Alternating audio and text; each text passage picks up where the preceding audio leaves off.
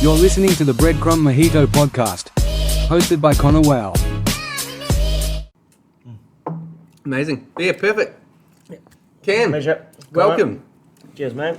Pleasure having you on. Yeah, and it's good to be on, have a good yarn. Yeah, come and talk some shit. Yeah, and chat just some find shit, out. drink some cocktails, have a good day. Yeah, exactly. We're talking just before the podcast that we met down at the Taupo Markets Awesome. while you were working at Kamari with Harry It was and a the good crew. little road trip, actually. It Yeah, was really fun. Because what was the occasion you guys came down for? I can't even remember, but I remember we all had a bunch of days off and we decided, like, Alex, whose parents owned a batch in Taupo, like, I'm pretty sure he grew up there. We were like, fuck it, why not go down to Taupo and just kick it down there? Yeah. It'd be cool. So did that, and man, Taupo's beautiful, eh? Like, especially on a night like that when, like, the sky is, like, bright red. It's like Auckland, but there's no big buildings in the way, Yeah. which is, like, so nice. You look over the lake, you got the mountains in the Feels like background. magical, you know? Yeah, It's yeah. awesome. It's a good spot. It was a great, like, I grew up there, and just like a great spot. Good to people grow as up. well. Like, everyone's so relaxed. I miss, like, small town, because I'm from Upper Hutt, Okay, yeah. which is, like, City. well, it's kind of city. It's like, it straddles that in between of, like, yeah, it's got a lot of people there, but there's no development there. So it's like, everything's so super small town New Zealand, Yeah, yeah. which is nice because it means, like, everybody knows each other, but you don't really, there's no, like, bars or cocktail bars or anything like that. The one bar they have is called, like, the Sevens Bar, or they've got two, actually. The Sevens Bar, which is, like, the one my family always goes to because it's down the road, or the Glass House, which is, like, the resident shithole. Yeah. Like, you know, in the nicest way possible. It's like Bogan Central. yeah. Upper Okay. Hutt is just Bogan Central. But then Okay. on the other side of the tracks, you've got, like, Brewtown as well, Okay. which is, like, Yeah. you know, massive. It used to be super crafty, but I think they've all been mostly bought out by Lion now. So it's still a cool spot, but it's not as, like, independent as it used to be. you know? Yeah, and that craft beer scene has started to make a little bit of a turn. Couple Yeah. of them not doing too well. Couple Yep. of them brought out. I mean, To be fair, the best thing that could have happened was probably saving them from what's happening now with craft beers, I guess. yeah, for sure. You'd hate to be the one that just crumbles. Yeah, and goes into 100%. liquidation and. And it sucks as well. And it's not like people aren't. I think it's just the entire environment is like people just don't drink as much, and people aren't really interested in craft beers as much anymore. I think. Yeah. Like, I love craft beers. I'll drink craft beers till the sun goes down. You know, happy as. Like, yeah. drinking like a nice pilsner in the sun is awesome. And like, if it's winter, big heavy IPA, awesome. But now it's just, I don't know, it's just not as big as it used to be. Yeah, and like, to be fair, when I was pretty new to hospo when craft beers were starting, Yeah. and like the first place in Taupo that had craft beer on tap was the Vine, and I would go there on my lunch break when I was working at Lone Star. Yeah. And have a craft beer, and a chef mate of mine, Sean, he was sort of teaching me about it because he was super into it. And there was a period of time where I was like, yeah, hoppy this, Give me the everything biggest there. IPA you Yeah, have. exactly. And then after sort of 10 years of then entrenching myself in bars, ending up in management, the amount of tastings and everything that I'd done, I personally fell into the realm of like, this don't all taste the same. Yeah. And Yeah. there's a couple of breweries that I've tasted beers of, within the last year that I'm like, this double IPA and this Pilsner, Tastes exactly the they same. taste the same. They're both Yep. just really fucking hoppy. Like, one might be a little bit darker, Yep.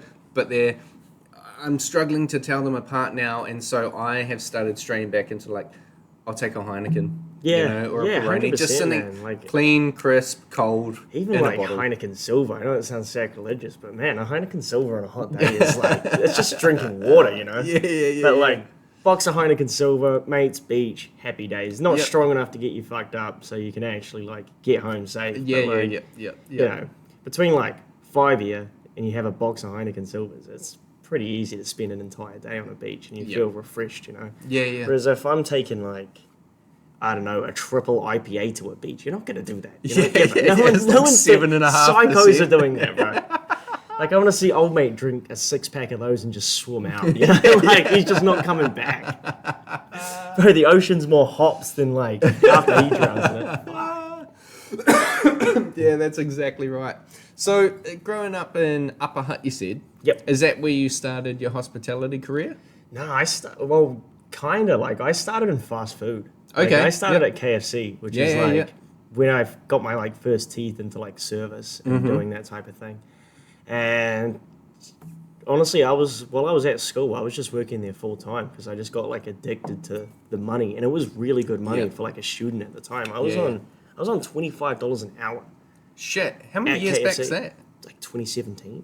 Oh, yeah. So that's like Yeah. a good 7-8 years back. 100%. That's good money. It's insane money. Like, I as a was trying to ship- get that as like a bar manager. 100%, man. It was ridiculous money, and so I was a shift supervisor there. So I was, running shifts and doing all their weird stock take procedures because they've got a lot of them. It was by the time they got bought out by Yum, and everything was like they just got bought out by like a big Chinese company, and Yeah. everything was getting stricter and tighter, and like regulations were like coming in. It was good because it was consistent. You were wasting less, and everything was run properly. Yeah. A lot safer than it was because there's been like quite a few incidents at like KFC because have you seen those pressure cookers? No. Those things are huge. Okay. They're like these massive drum pressure cookers, and they're like filled with oil. You put them under pressure, and it cooks the chicken in like 20 minutes. Okay. Yeah, it's nuts.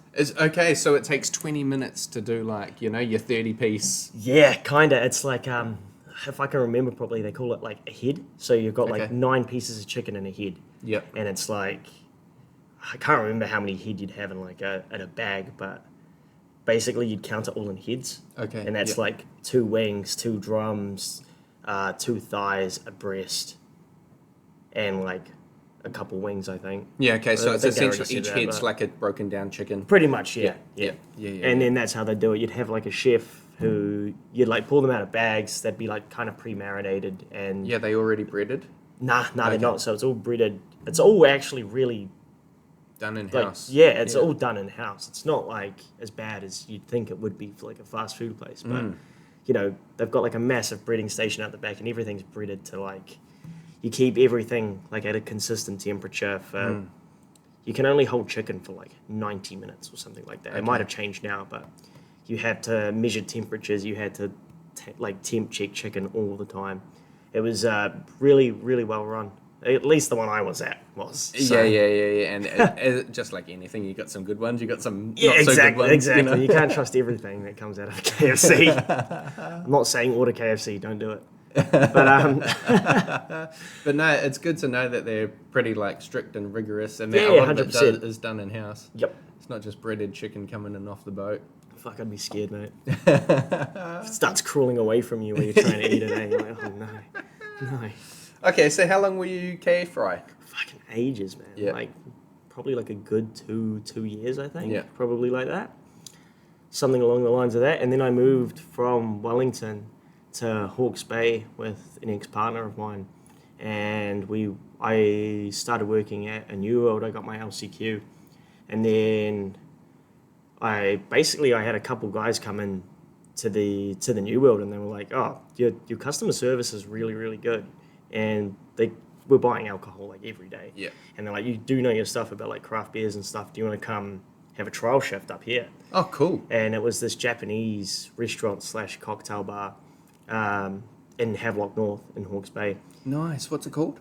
Piku. Oh, I know Piku. Yeah, with Ben and Yeah, stuff. yeah. Yeah, yeah. And was Andrea there when you were there? Not while I was there. Okay. He left just before I was. I think I was his replacement pretty much. Okay. But I was working with a guy named Max and a guy named Jason, and they were awesome to learn from. Yeah. Literally, like, I could not have had better teachers. They were both incredible.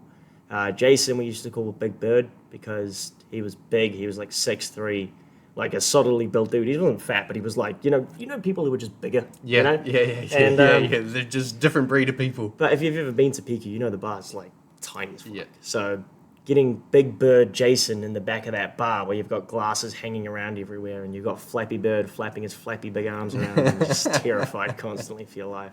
There's no backs, there's no spatial awareness. It's just like dodge Jason, move out of his way. He's shaking a tin, run. But we got it down to a science pretty well, and he's awesome to work with. Super patient with me while I was learning, and yeah, so Piku was awesome. I learned so much. I think the best thing about the place was on the menu we had Leap of Faith, which is like, make your own cocktail at a time, and we'd do infusions, we'd do clarifications, and we'd do all sorts of random shit to try on customers and then make them a drink based on their preference. Yeah. But it was awesome to get to learn new techniques and trial things, and it was basically paid for R&D, right? Yep. Which is awesome. Although terrible for stock control, I can imagine. But we don't worry about that. That was not my problem. Yeah, exactly. Yeah, so that was really cool getting to learn off those. I was there for a while. I think I was there for probably 3 years. Yeah. I think maybe 2.5. Yeah, man, you would have seen so many things that were just completely new, coming from fast food and large supermarket chain to now being in a cocktail bar where you're just infusing and clarifying shit. 100%. It was like learning a entirely new, I guess, culinary craft, right? Yep. It made me a better cook, made me think about things a lot more than I do now. Made me fall in love with like certain spirits, like service, just like being hospitable is a thing I've always done because it's just like my family raised me like that. You look after people when they're in your home, and that's how you treat a venue. Like that's your place. Even at a place like KFC, it's still hospitality. Yep. You look after people when they come in because you want them to come back, and that's how you build a business. Yep, exactly. It's better to have, a regular customer who comes in once a week than odd Joe who comes in and spends like $300 on a tab. Yeah, it's a big tab, but it's like, I'd much rather have regular Joe who comes in for his Guinness every week than, You're going to get, ultimately, you'll get more than $300 out of that person over the course of a year. Growth, Yeah, and it's good to have that. A regular is a local. Yep. And that word of mouth spreads, and you become. And that's how Kiwis do it as well. Yeah, for sure. It's definitely a word of mouth thing. You don't go, not a lot of us anyway, look online and go like, that's our next spot, that's where we're going. Most of us are like, oh, old mate's going here today, let's go meet him. Yep. Which is how I, discovered most of Auckland, which is really good. And I have such a, all my family's down in Wellington, but I've got a second family here, which is amazing, It's like everybody is so welcoming and warm and lovely, and I'm just really lucky to be in Auckland, man. It's, I looked at moving because the money's better elsewhere, like to Australia, because everybody has, let's be honest. But I did a 10-year stint in Melbourne. Yeah, can't blame you.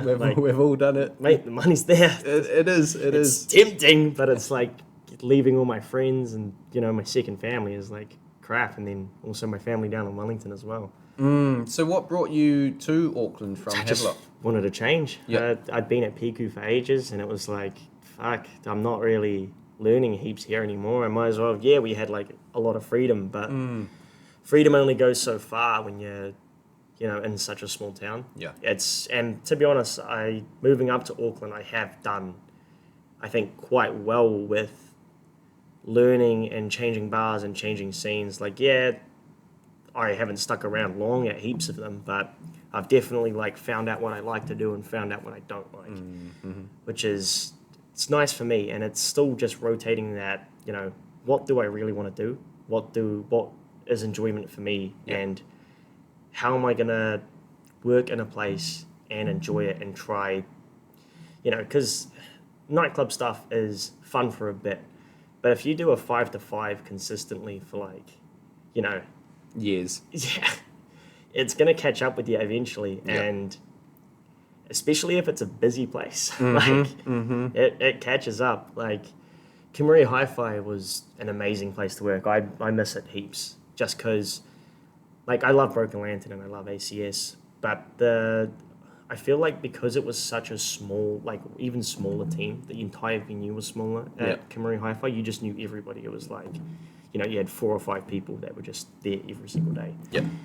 Whereas at ACS and Broken, it's it's me and Sunny there on a Thursday and then on a Sunday, and then Friday, Saturdays are just blackout. It's just the 5 to 5s, and you're like, I'm just here, man. And I mean, they're huge venues. And so the amount of people coming through the doors, 100%. it's balls to the wall. I mean, great that they're doing well. Honestly, in this like environment, it's a blessing. Like you've got to look on the like brighter side, right? Yeah, for sure. And it's like I don't want to be busy every day, but I don't want to be bored. Like you got to straddle that. It's a marathon, not a race, you know. Yep. Yeah. Yeah. Is that the term? Yeah, for sure. Something like that. You gotta. I totally think that it's a marathon, not a sprint. Is the right sentiment, because I mean, you know, a marathon is still a race, but a sprint is also.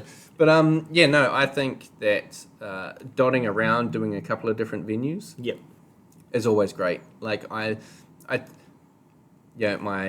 mother-in-law, she has worked at the same place for 40 years, but she's in accounting. Yeah. So nothing's changed in accounting. You know, 2 + 2 is still 4. Yep. And so I think that is totally cool for that industry. 100%.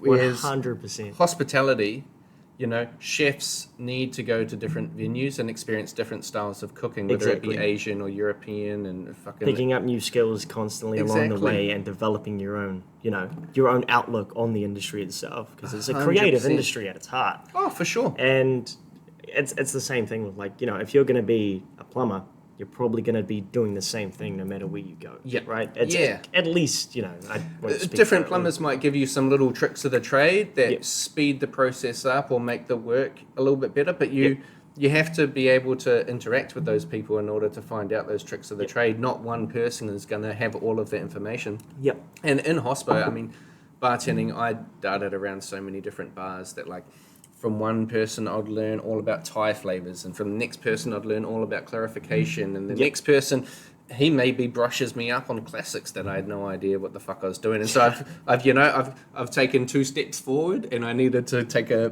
couple steps back to get back to basics and fine tune and things like that. Oh, my classics knowledge is terrible now. Like, ever since I left Churchill, it's been shite. Oh, you're at Churchill as well? Yeah, I was at Churchill. So when I first moved up to Auckland, Churchill was the first job I got. Scott was running it at that point? Scott was running it at that point. Yeah, old Scotty. he's launched his own gin now as well. Has he? Still yet to try it. It's called Milford Gin. Oh, yeah. I've seen Milford around. Yeah, that's his. That's cool. Oh, that's good. Apparently it's really nice. I think I probably have tried it, but I might have been drunk. Well, Churchill probably has it on the bar now. Yeah, I hope so. You'd hope. Being a gin bar. Yeah. But, oh, no shit. So, when I first moved up to Auckland, first job I got was with Scott at the Churchill. And we rotated staff, like, really, really quickly, and I became the most senior person on the bar, and it was like, oh, God. Here we go. I'm still getting fresh and adjusted to Auckland, but I was really lucky that Piku kind of prepared me for a lot of that. I was pretty ready to go by the time I got onto the bar. It was like, okay, I'm in my environment. This is a bigger bar. This is easier to move around. I don't have Jason flapping his arms around. It's safe. It's safe here. But yeah, so I was there for, I think, a year and a half at Churchill. I really liked it. It was a really good spot. Yeah. Only reason I left was because, again, I like to move around and learn new things from new people, and it's I think you need to in this industry. It's good. Yeah, for sure. Totally agree. Brace yourselves. It's sponsorship time. I know ads can feel like the Broccoli podcast, but today we're talking about the Bar Society, a company I own and operate. So think of it as supporting my broccoli farm. This goes out to all cocktail lovers and hospitality pros. Are you ready to elevate your drinking experience? Introducing the Bar Society, New Zealand's leading clear ice supplier. Whether you're stirring down a classic old-fashioned or crafting the perfect gin and tonic, there's no substitute for crystal clear ice. Not only does our ice look stunning, but it also melts slower, keeping your drinks colder and your flavors perfectly balanced. From home bartenders to high-end establishments, the Bar Society's here to bring your beverages to the next level. Order today and see why we're trusted by the best bars and restaurants in New Zealand. Visit thebarsociety.co.nz and let us transform your drinks. The Bar Society. Elevate your drinking experience. So what are some of the things that you've like, now having tried a few different things and learnt from different people, what have you found are the things that you sort of relate to the most, or the things that you most like doing? I think for me, it's like the bar side of it. I think I've kind of grown out of a little bit. I want to move towards like that floor style of service and just looking after guests. Yep. Because I think chatting to people has always been like better for me, I guess. Yeah, a little bit of a strength. Like, I think the reason I like Kamari Hi-Fi so much was because when Macy left, I ended up doing a lot of the floor work there and got to, because it was a membership bar as well, I got to see the same people every day. It's like going back to that regular thing, you know. You've just got the same people coming in consistently every week, and you get to chat to them about their week and sell them expensive whiskies and chat about whiskey, and then eventually they buy you expensive whiskey, and you're like, you shouldn't have, but you really should have, because I really wanted it, so thanks. But that's always fun, man. Like, even at ACS, like on our Thursdays and Sundays when we're not doing the nightclub, it's like being able to chat to people and just chill out, and it's a really good spot for it, because we're so quiet on those Thursdays and Sundays that no matter who comes in, you've got boundless amounts of time to get your prep done for the weekend and get to actually enjoy doing your job as well, which is really nice. I do enjoy it. It's fun.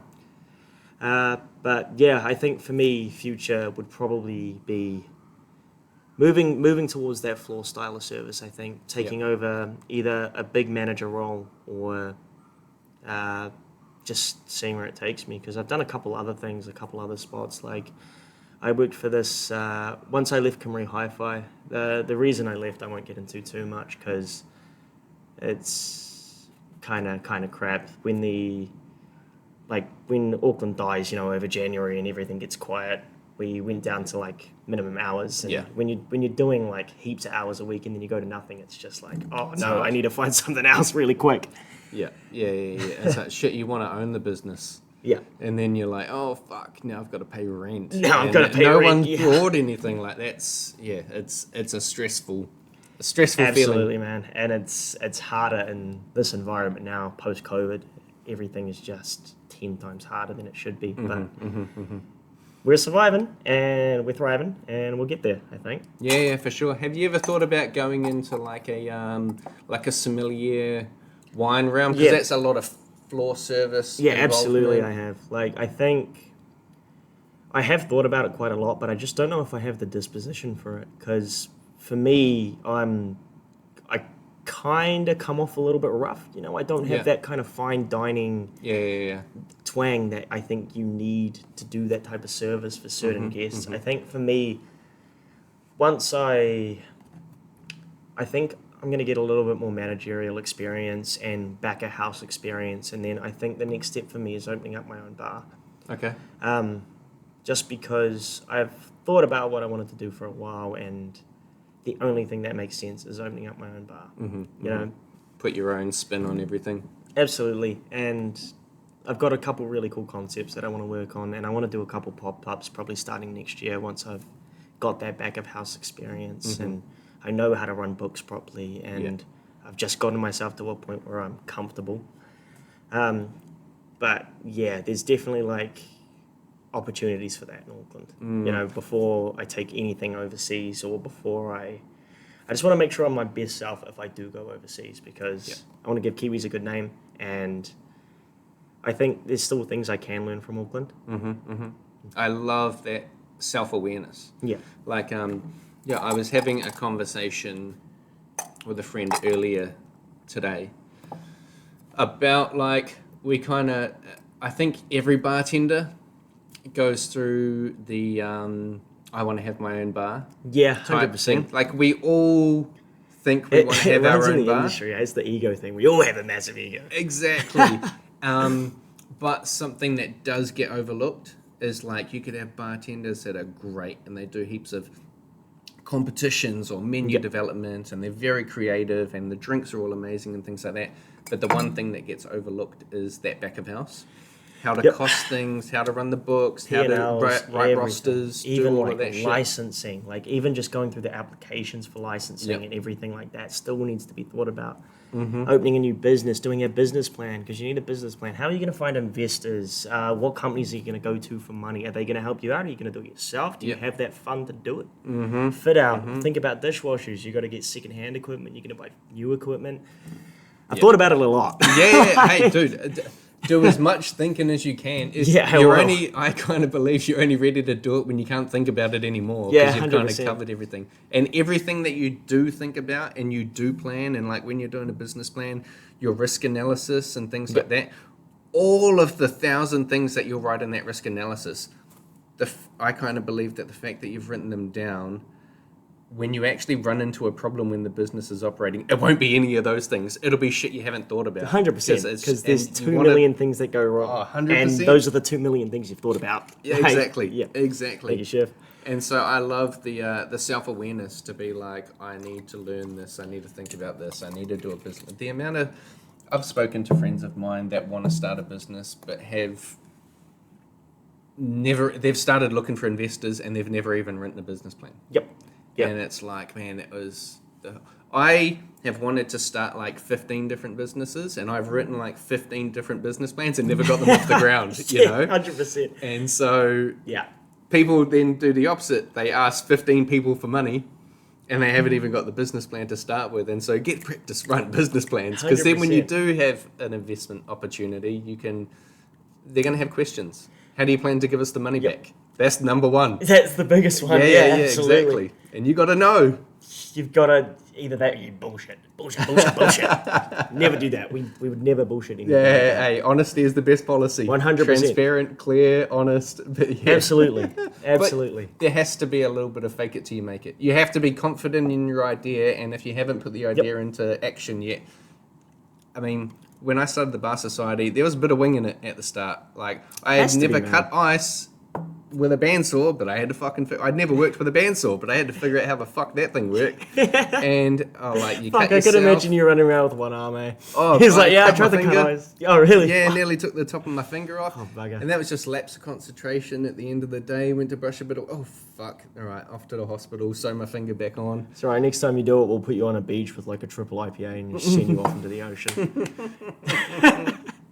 Put you on a brick of ice. It'll come back to us.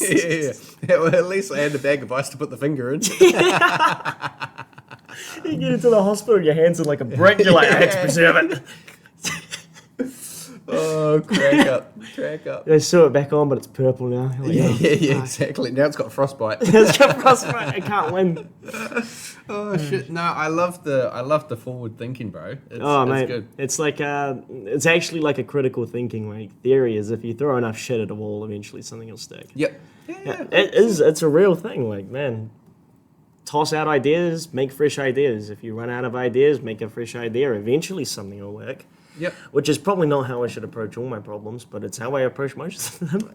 Hey, if you find a system that works, I mean, it's only a bad system if it doesn't work. Mm-hmm. You know, 100%. if you end up achieving the right goal out of how you started, it's a good system, and not the same system works for every person. 100%. You got to do things differently, otherwise, why doesn't everybody do the same thing? Yeah, exactly. Like, you know, and I mean, business is hard. Oh yeah, fuck yeah. If it was easy, everyone would do it. You know, that old cliche. Yeah. But like, you just got to find out what works for you. Yep, And 100%.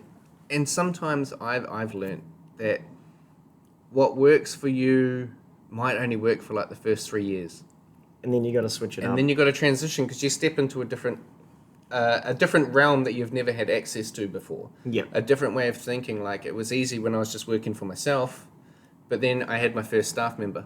Yep. And I was like, oh, okay, now there's a different dynamic here, and what I have been Yep. doing and just memorizing shit doesn't quite work, so now I need to write it. And it grows and grows, and then you maybe change premises, and it expands, and machines, and you're not just talking to bartenders anymore, you're talking to restaurant owners, and 100%. Yeah, absolutely. your Like, access changes.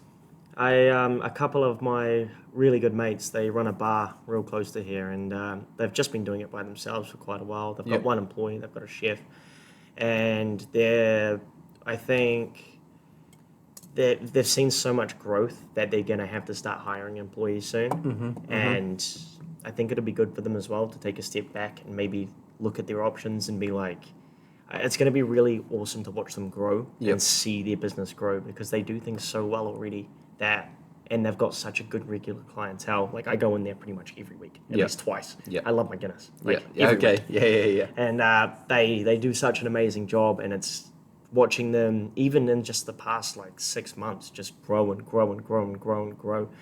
And I just can't wait to watch them grow even more. It's like watching that develop is awesome to watch from the outside, and I can't wait for it to be myself. So, yeah, exactly. And I bet you're in a position where you can learn from, you'll always learn from your own mistakes, but being able to learn and observe other people's mistakes as well, and just mistakes and successes, and be like, oh man, they did that really fucking well. It's just looking at things.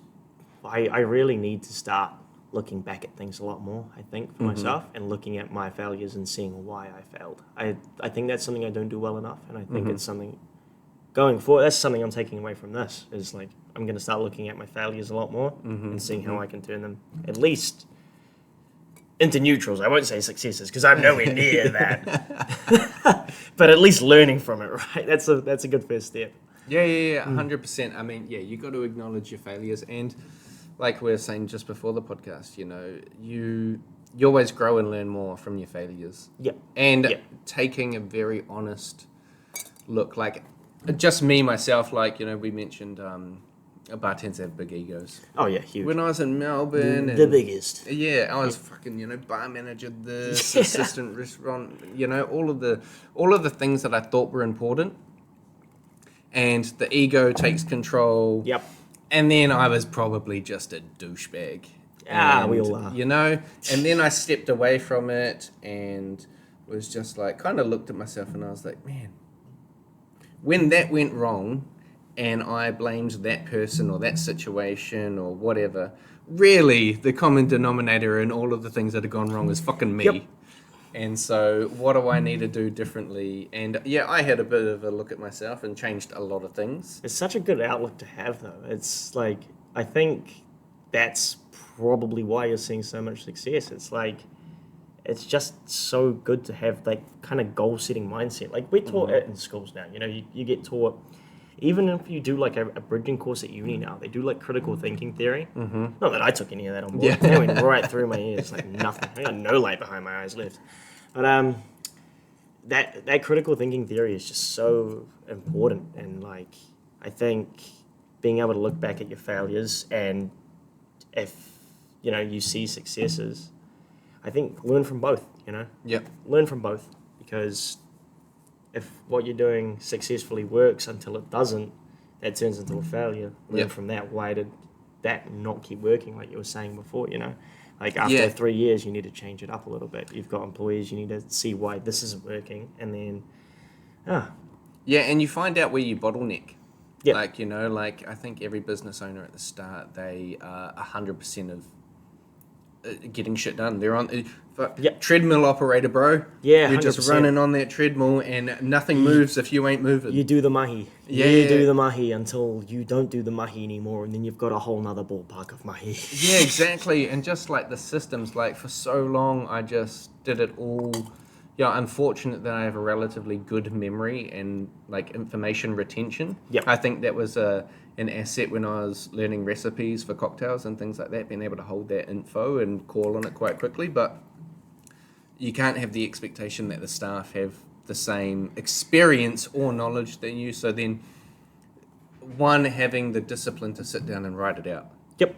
And make systems and figure out, okay, this may have worked for me, but it doesn't work for these 10 other people. So how the fuck can I adjust this so it works for everyone? 100%. And maybe it just means I have to change how I'm doing it, because the way I've now figured out works for 10 people is actually easier for me as well. But because I was the only one doing it, I was okay doing it the hard way, It's like, do you remember those kids like toys where you like press the button and it like pops up?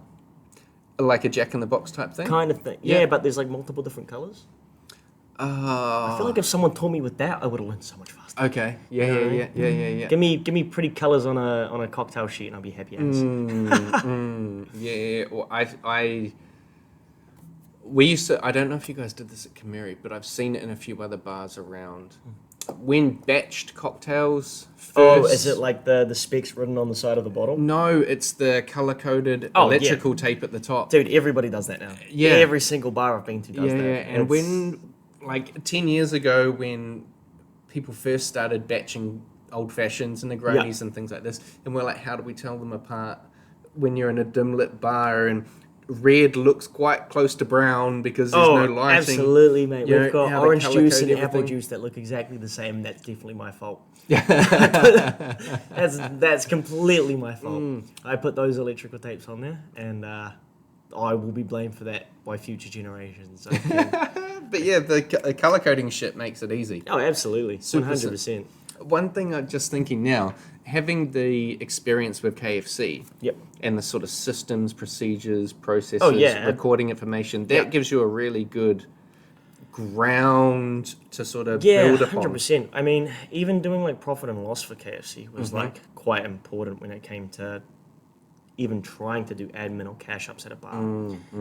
Even just predicting what we're going to do the next day or doing ordering. It's like you do the same thing. It's just you swap out pieces of chicken for like bottles of piss. Yeah, Just like exactly. it's a good groundwork to have, and also the way I think bars are great because they're basically factories, but with a personal touch. You know, like you were running a manufacturing line. Yep. Dispense. You know, it's like Yep. it's the same with KFC. You know, you have one of your staff members on burgers. You have one staff member packing chicken on one side, one staff member packing chicken on the other side, one person running a fryer, two people cooking. You've got a couple people serving, and getting like the flow of service it's completely different to bar work, but it's also not, you know, it's It's elements. just different ingredients, Exactly, but the yeah. same system, you know. You're still cooking something, you know? Yeah, exactly. Someone's still doing prep. Someone's still serving the customer. Someone's still getting the food to them. You know, and you're all in both situations. You're trying to do it in as little amount of time as possible. You're trying to be as efficient as possible, really. But I think where being in a bar works is because you don't really have to do things as efficiently as possible. Yes, it saves time, but also you need to add personal touch to it because people are... It sounds cliche at this point, but people are coming for the experience of like, you know, you want to sit in front of a bar, you want to see... You can't have like everything clarified. It depends on like...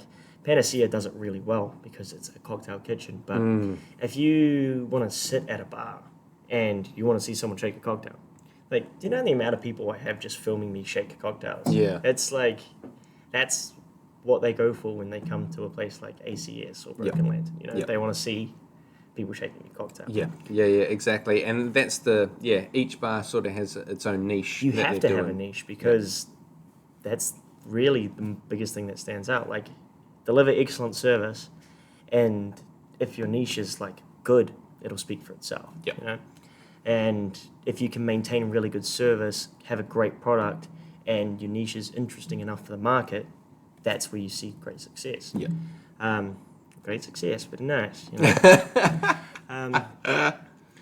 And I think that's basically like how you open a bar. If you have a really creative idea and it's something completely different and it does correlate with all the keywords people really love. Like, I'll give you this idea. If you steal it, I'll kill anybody who does this. All right, copyright. Patented, I'll find you. Anyway, I wanted to do a bar because there's a really cool space above Queen's Ferry down the road. They've got this it used to be called the Gin Room. Yeah, okay. And then it was Bar Lilia. Yeah. But I don't think they really did much with the space. I think they tried to turn it into a nightclub for a bit, but it's really hard to get people upstairs, which I found out at ACS as well. It's really, people hate stairs. Okay, yeah. But what I'd like to do is make... There's a bar in Wellington called The Library. Yes, I've heard of the library, But when I last went, they, instead of having like actual books on the wall, they just have like kind of wallpaper print books. Yes. And what I'd like to do is get actual books, build a massive library collection, get actual books, hide cocktails inside the books, like cocktail recipes inside the books, so that when someone comes up to the bar, they basically checking out a book and that's their cocktail. Yeah. And I'd like to get bartenders from all over the globe because New Zealand's so isolated as well. I'd like to get bartenders from around the world to be able to send their recipes in and get a commission from their cocktail recipes that are in the book. Yeah. Because I think that'd be really cool. And even if it was just a really small pop-up for a little bit, I think it'd work not well, but it'd be enough to bring, I think, international travellers in and enough to bring enough locals in, especially if we ran until late, because the license there is already quite late, which is awesome. So if you can run a late night bar in Auckland at the moment, I think you're going to be making money because people are always looking for somewhere to go. Yeah. Which People is are always looking. Especially with the council being quite strict at the moment, especially on liquor licenses. I think it's really tough for people to, especially hospitality workers. Like if you finish your shift at 3 a.m, where do you go? Yeah, exactly. It's really tough because it's, if you don't want to stay for a staffy, you've got nowhere else to go. You have to stay for a staffy. Yeah. You know, Yeah. if you want to have a beverage to finish your night off, which I do because I love my beverages. But it's, you know, if I wanted to go anywhere else, or I just wanted to sit down in like a nice, and the place up there is awesome as well. It's like, it's got a massive, like, it's got an inbuilt fireplace as well, and like an upstairs little, it's awesome looking. If you fitted that out with old Victorian furniture, like proper library stacks, get like some, if you could like thrift some old like Remu furniture, make it real dark and dingy. Yeah. Proper spot to open in like March when it's just about to be winter, get the fireplace crackling, make the seats really exclusive. So if you want to be in there, you got to get in early because, you know, I mean, just like Panacea, you know, the couches and things like that. Not once a lot of they standing. go, 100%. Once they go, they're gone. But it'd be really cool. It'd be really cool. I like that idea. I like the concept of having, the books with cocktails in, and you order your cocktails through the book. Absolutely. I think that's a really, really cool concept. What it was, how you're kind of describing it, there's this place in Melbourne on Chapel Street called Pawn & Co. I think I've looked it up before. Pawn & Co, Pawn. Yep. And so everything in there is for sale. That's pretty badass. Yeah. That's It fucking is badass. it is a Okay, pawn no, shop. I haven't. It's a different one I'm thinking So of. there'll be like a moose head on the wall. You can And just buy you that. can go up to the bar and say how much for the moose head, and you can barter with them, and you can buy the moose head, That's or you awesome. can buy the tables It's and such the a chairs. cool idea. And they'll just go to a pawn shop the next day or a second-hand shop, and they'll pick up new stuff and they'll chuck it in there, and you can buy it if you want. You can buy the rugs, the paintings, everything. You can go home with furniture from a bar. I love the fact that a bartender's like, no, I'm really attached to this rug. It's $500. You can't take my rug away. I like this rug. And then your manager comes over and he's like, I give $200. You can take it, and he just like drags away your rug, and you're just like, no. But like, I thought it's just such a cool concept. It's and such like, a cool concept. that place pumps. Like I've I can had imagine. many big Did you- nights there. How much crap did you take? I've never brought anything from Okay. there. Like I was there for drinking and partying. No, I never fair brought anything. But like I've got friends that like, so they had I think it was like a saddle bar chair. Okay, yeah, badass. And like they brought that. And That's they were sick. like, you know, I'm taking that. $175. Take that. Yeah, sweet as. We got another one in the back. They All put right. that on. When I win Lotto, you and I, we're going over. We're just buying the entire bar for one night. We're just gonna leave it empty for one night, and we'll just like, Imagine that, invite clean like it 100 out. people or something, and just like we're taking all of it. Like Everyone pick a piece of everybody furniture. pick a piece of furniture, we're buying it. Next time I win Lotto, when I win Lotto, because I will win it eventually. I keep telling myself. Yeah. Hey, the power of manifestation. Do you want another drink? Yeah, go on. I call it Yeah, treat copium. yourself. Copium.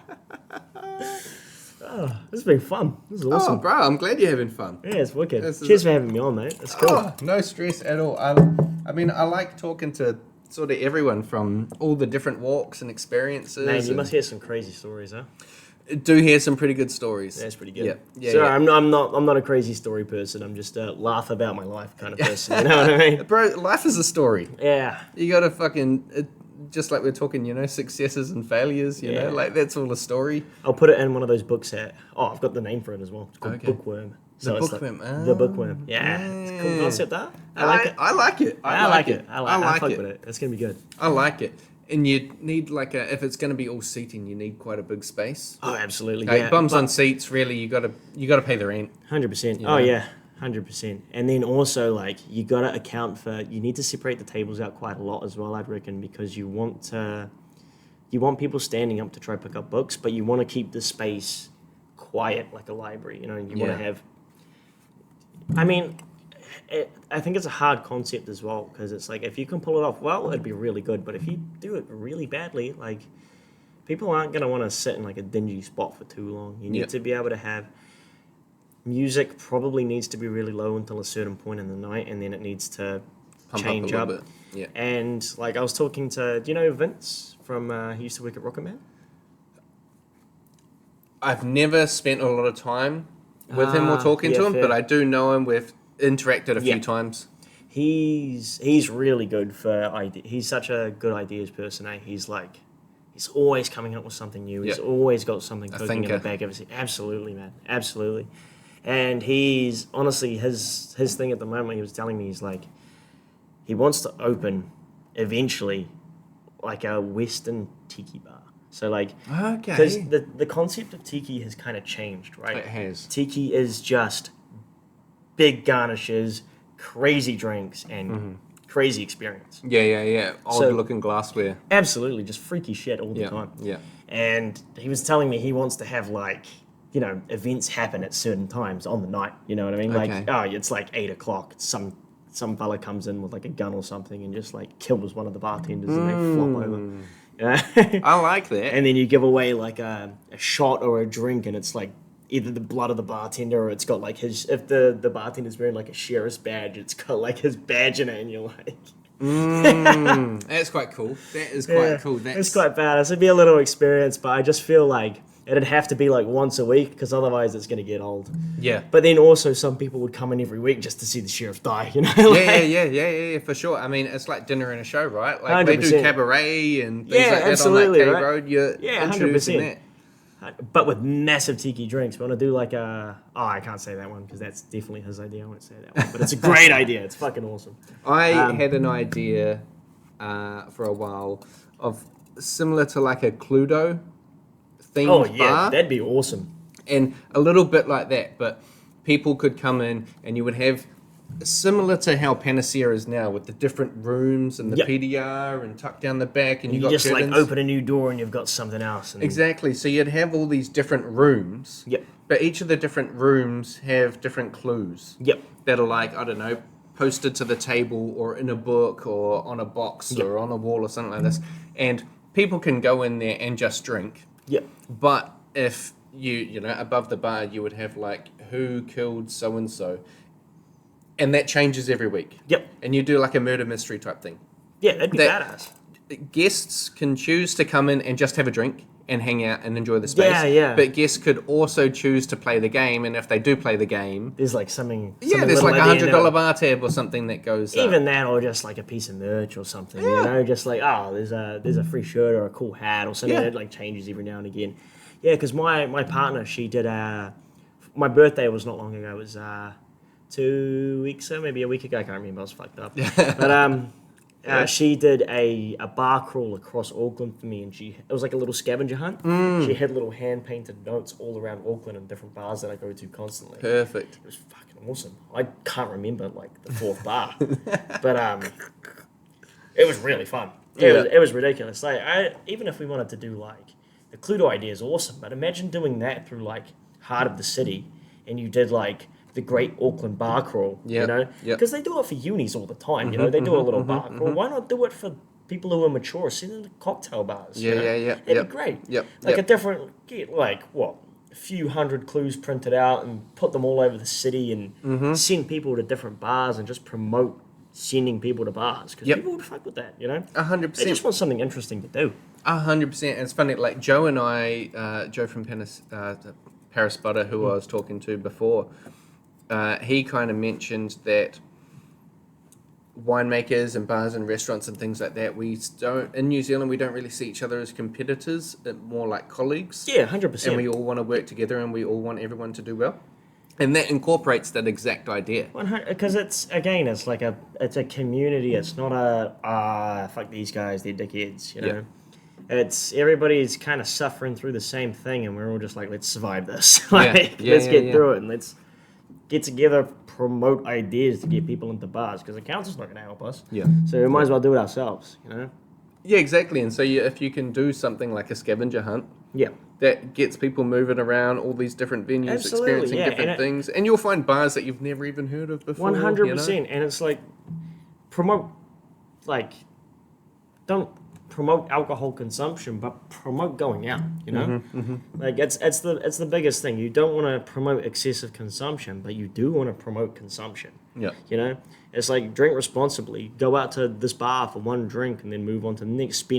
Spend like 30, 40 minutes there chatting to the bartender and move on to your next spot, you know? Yeah. Even if it's just for one drink, you know, an extra person at every bar is always helpful, you know? Yep, for sure. Always adds up. And rising tides lift all boats. 100%, man. Yeah. You know, I think that's a cool idea. And I think, like you say, like unis, they do things like, you know, on O Week, there's always something like that where there's a bit of a bar crawl that goes on. And that's excessive drinking. Those fuckers are diabolical. Yeah, to anyone that can afford to go to uni, they drink too much. Bastards, right? Motherfuckers, I didn't even go to uni. No, nor did I. I'm an uneducated wing it type of person. Yeah, me too, mate. Fuck. Everyone was going to uni and I was like, I'm going to go work in a nightclub. Cha-ching. I'm going to sell cruises and shots. Yeah, yep.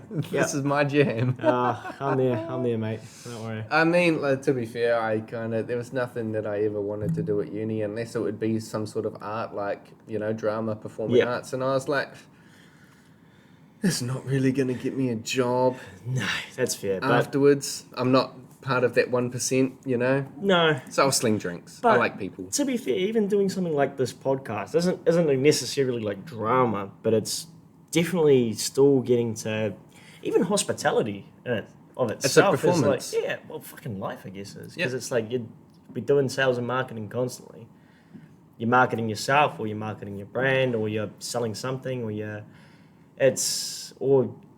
even just talking to a community is just performance arts, really. Yep. I mean, Yep. somewhat. I don't know. No. I 100% agree. Like, it's funny because Joe and I were talking about this. Emma Dean, who's now with Campari, she was on a couple of weeks ago, and she also studied drama. Yep. Like, the amount of people that I have spoken to on the podcast or just associate with outside of this that all have some sort of touch with performing in some sort of way, whether it be drama or music. Oh yeah, that's me. There you go.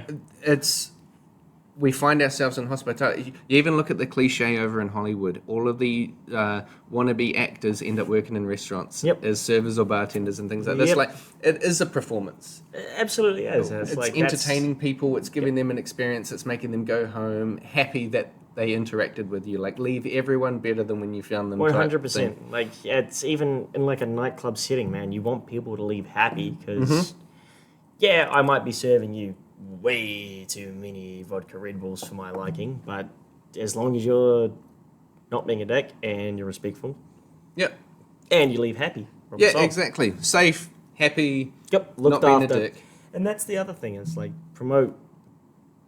Like people are gonna get drunk no matter what you do. That's like the duty manager license stuff, kind of like strange because it's like, why does the responsibility fall on us when it's the people themselves that are drinking a lot? Yeah, and I think that's just because we have the control to say no. Yeah, 100%. You know, and I think for us as well, it's that duty of care. You know, you want to look after these people. They're in your house. You know. Yep. Don't make a mess of my house.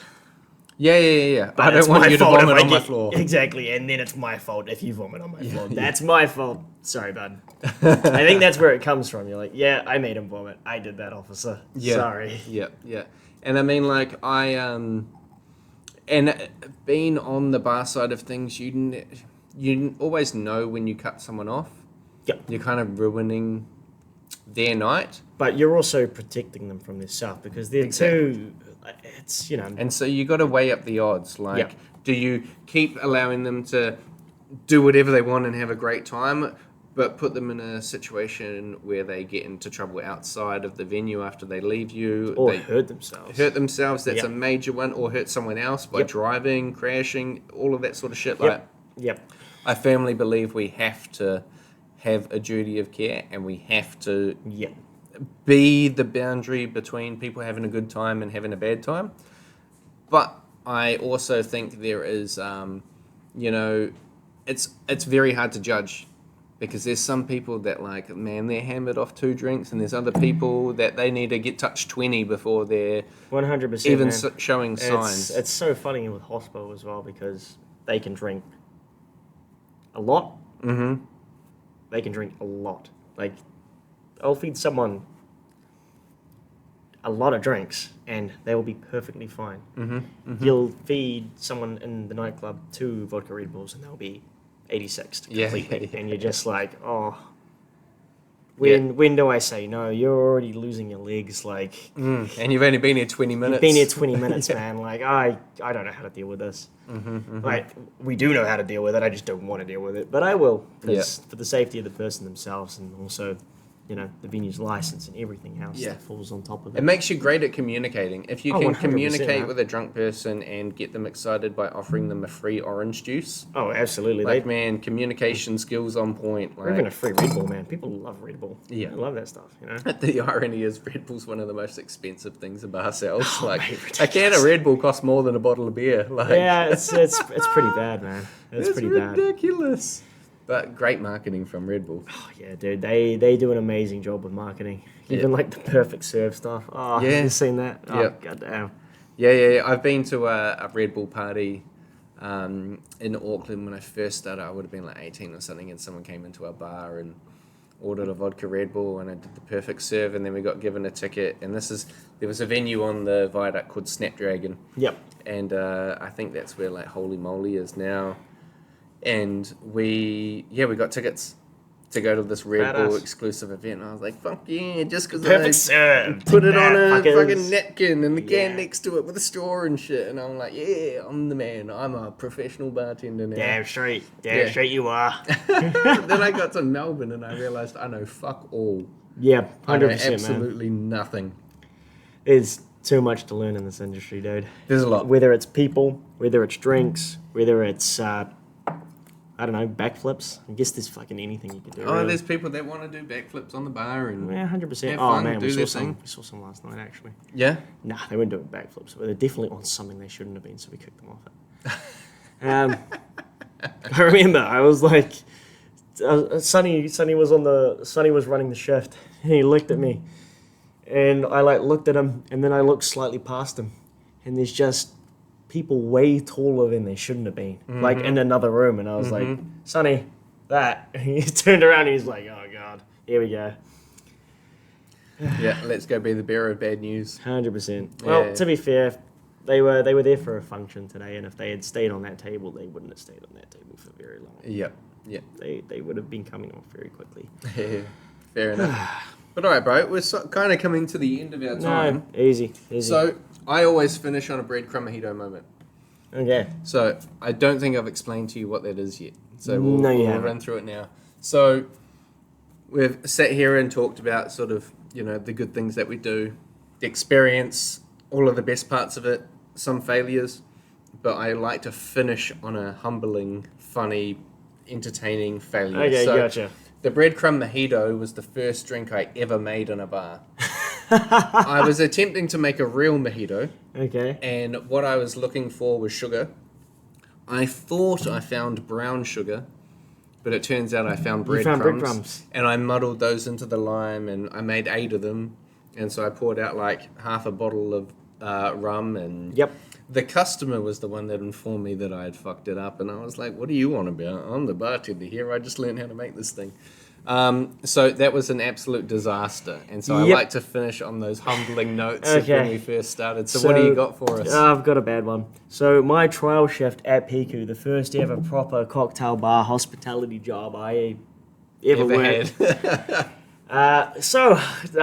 This is probably quite a common one, but I was learning to carry a tray.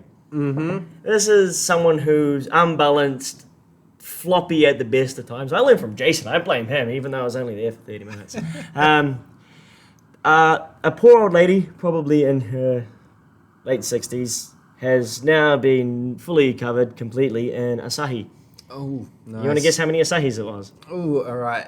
I'm thinking of a tray. How many do we get on a tray? I'll give you a range. 440s. Big boys. Okay, I'm going to say between 6 and 12.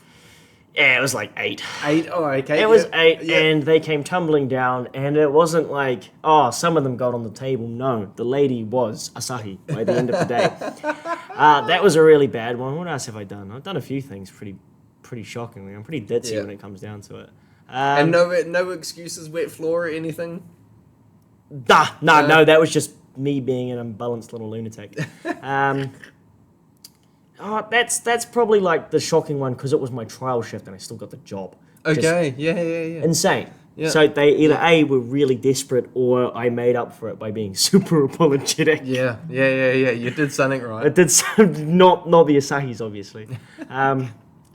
What else have I? That's the biggest one. That's the biggest fuck up I think I've. Well, the one that like I carry trays perfectly now. I am like flawless. I have not dropped the tray in years. Perfect. Yet. Now I'm going to drop one tomorrow. Yeah. You just jinx yourself. Yeah, I definitely have. Yeah, I think that's the worst one I've done. But that's pretty good. And I mean, we've all dropped trays. We've all. I just still see the old lady's face. Like it still haunts me. Yeah. She was like, if I wanted an ice bath, I would have bloody gone and had one myself. Absolutely. Not you throwing this on me.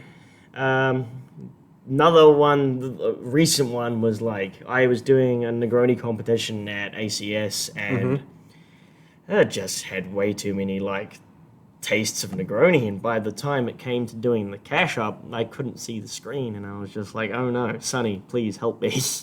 It's sideways and I am right side up, so please save me. Blurry as heck. That was tough. That was really bad. And to be fair, I blame whoever told me to do the Negroni competition. So it's not my fault I had to taste them all. I could have spat them out, yes, but that wouldn't be in the spirit of things, would it? It was a hospo party. It's not my fault. Yeah, I don't think I've ever been to a wine tasting or a cocktail comp and spittooned anything. No. Like, I Can't. was It's illegal. always the one that was just like, just swallow it, baby. Just fucking put it down the hatch. Get it in there. Yeah. Get this man a bivvy.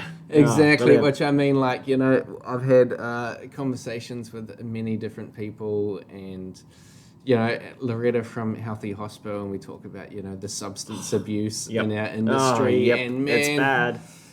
You know, there's no way any of us are worse or less than the other. We've all fallen victim to it, but, you know, drinking too much and the certain days, times, thinking, it's my day off, I'm not going to spit out any of the wine at the tasting, it's a cocktail comp, I'm going to try fucking everything that comes across me.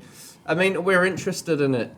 It's what we do. I mean, how often do you see people taste food and spit it out afterwards? No, you swallow it, and actually, I do that every day. You what? No. It's like, get fucked. I'm eating my sandwich, man. Like, if I got like a nice crispy bacon chicken sandwich, I'm going to eat it.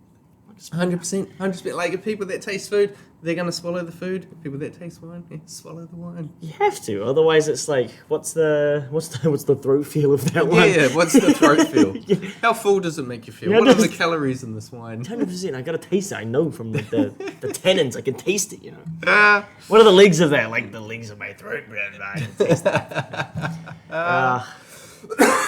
Brilliant. Perfect. Yeah, love it. Yeah. Thank you, bro. Appreciate Cheers, bro. your time. Thanks for having me on, mate. It's been a pleasure and a privilege. Hey, man. Always a pleasure, never a chore. Fucking mate. I could be a chore sometimes. I know my ego's still out the roof. Yeah. Everyone, pop up to ACX and come see us. Doing. Come say hello. Or Broken Lantern. We've got a cool little Christmas thing going on. I think you'd love it. So it's actually really cool. Before I go, there was still massive like booths. Okay. Like old train car booths in Sick. Broken Lantern. Have you seen it? Like the new... the Christmas, like, bro, you I haven't seen that. I've seen the painting on the windows out the wall, making it look all snowy and everything like that, but I haven't been inside yet. It's fucking insane. Okay. Like, that's all I can say. It'll shock you when you go in. They've got these little private booths. They're doing Christmas bookings. I can't say much more because I'm... Okay. Yeah, cool. But right, I might have to go check it out. It's pretty cool. Yeah. It's pretty cool. I'll do that. Martin's done some sick drinks. It's going to be great. Love it. All right. Easy. Anyway, ciao. See you later, everyone. Ciao, ciao. Thanks, guys. Oh, perfect, bro. Thank you. Nah, no worries, man. It's honestly had a really fucking fun time. It was really good. I'm glad.